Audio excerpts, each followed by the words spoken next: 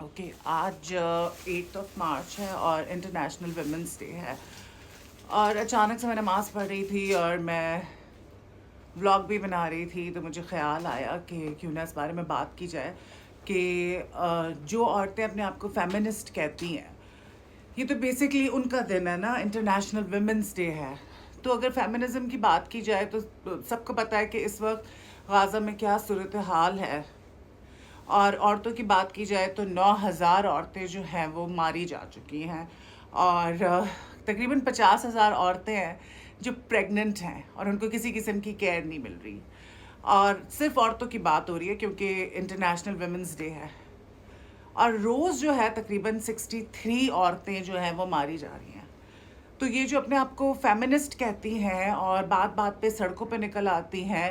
اور وہ دنیا بھر کی عورتوں کے لیے ان کے حقوق کی جنگ لڑتی ہیں اور کہتی ہیں کہ جی ان کو ان کا حق دے، ان کا حق دیں، اور عورتوں کے ساتھ ظلم ہو رہا ہے، عورتوں کے ساتھ بہت غلط ہو رہا ہے اور ان کو ان کا رائٹ ملنا چاہیے، تو میں ان عورتوں سے ورلڈ وائڈ جو بھی فیمنسٹ ہیں ان سے میں یہ سوال کرنا چاہتی ہوں کہ اب آپ لوگ کہاں ہیں؟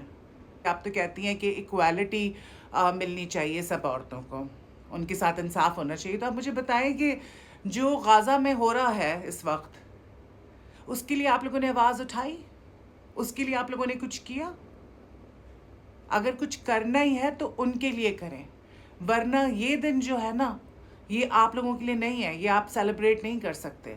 اگر آپ غازہ میں،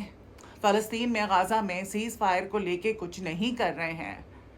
سیز فائر کرانے کے لیے آپ کچھ نہیں کر رہے ہیں، then please you have no right to celebrate international women's day if you're not doing anything for women of Palestine. Thank you very much.